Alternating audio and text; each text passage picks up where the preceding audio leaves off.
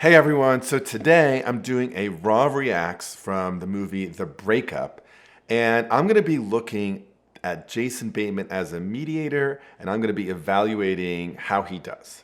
Let's take a look.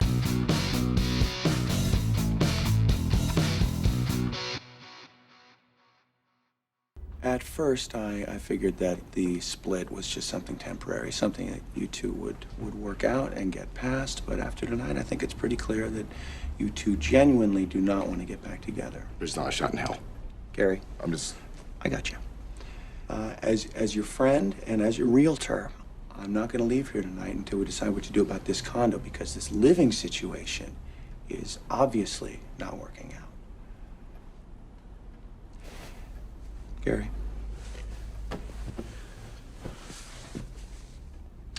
Well, the only logical thing that I can think of is for her to move out of the condo and then to pay me some sort of a penalty as compensation for the labor that I did all around the condo. What?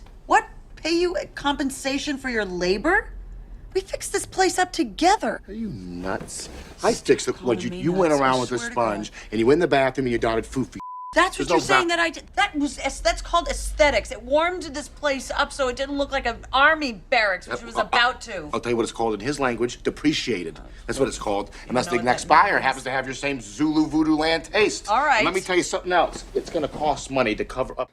All right, so let's just pause here. I'm loving this. Okay, so let's just say having your friend mediate, probably mistake number one.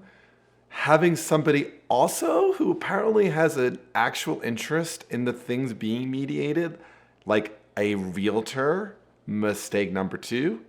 But the other thing I'm loving so far, right, is, gosh, the two parties who are part of the couple, that sounds pretty darn realistic. What's realistic about it? First, the only logical solution, parties in a mediation say this a lot, and then the only logical solution is the most extreme thing you can imagine. Second is, and this is in a lot of research around conflicts, a sense that I, as the protagonist, have done all the work in this relationship or have done all the work to accomplish something, right? So in this case, making the house look beautiful, and the other side's contribution has been minimal or nothing. In fact, when you ask couples what percentage of the work in the relationship, so let's say the household chores you do, if you sum them up in a couple, it's always over 100%. So there's a lot of work for this, what seems to be non-qualified mediator to do. Let's see what he does. Money to cover up the holes in the wall. The holes that you drilled in the wall there to hang up whatever that thing is called. You're gonna have to cost money to fix that. What I did, Brooke, has concrete value to the condo. I added concrete. Well, let's just go on record. We're dealing with facts here. I did the tiling in the bathroom. Have you seen? I did the new track light.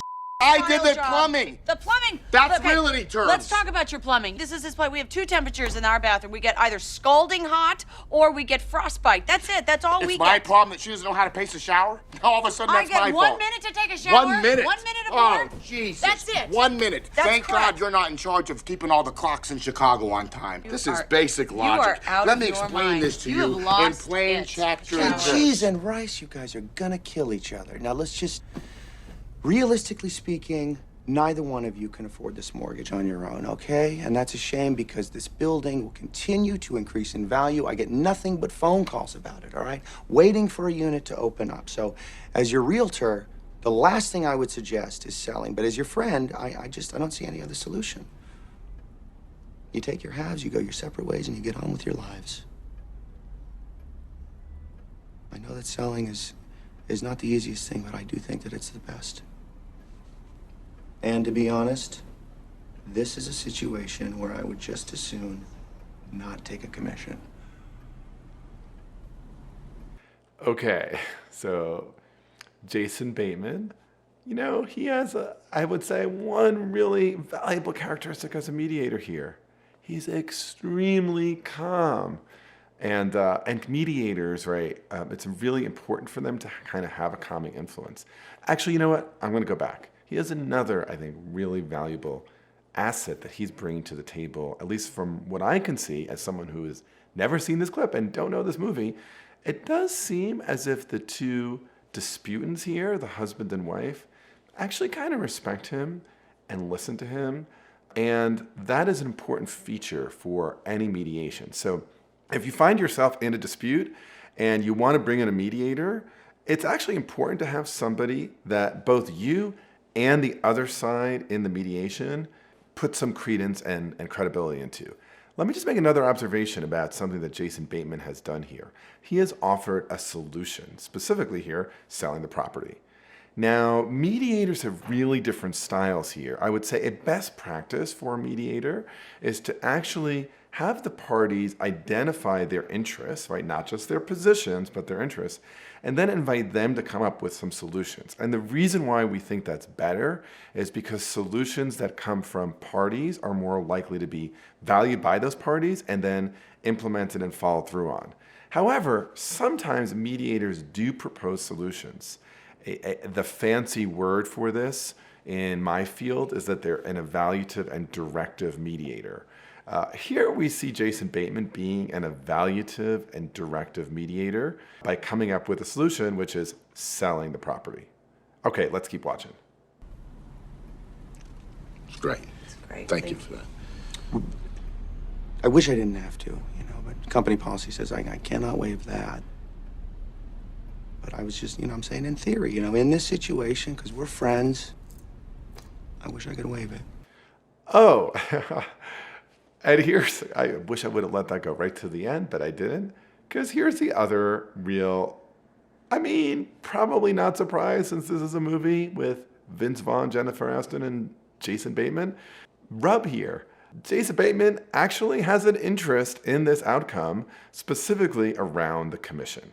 And so let's just take a step back, right, and say, as a mediator, it is important that you do not have any actual interest in the substantive outcome of whatever it is you're mediating, precisely because you will lose credibility with the parties if you are perceived as doing so. So let's take a step back. In mediation here, you want to have the kind of calm demeanor that Jason Bateman has if you're a mediator. Second, you want to actually have the respect and legitimacy in the eyes of all disputants in the party, something that Jason Bateman has in this case. Third, there's something to be said about giving the parties some ability to vent some of their emotions. Those are the worked wells we see in this clip. In terms of the do differentlys, typically a mediator should have some training in mediation. Second, they should put a little more process into what's happening. Third, instead of coming up with a solution on their own, they should actually invite the parties to brainstorm some possible solutions. And fourth, it's critically important for a really good mediator to not have a substantive interest in the result. Okay, so now it's time for Jason Bateman's grade. And on ethics, he fails, F. On staying calm, a respectable A-. On getting a solution, B-. Decent solution, unfortunately, didn't explore other options. Overall, I give him a C. Okay, keep on watching because in the next video, I break down a clip from Euphoria. Okay, you want to keep watching. Click the video. It's going to be fun.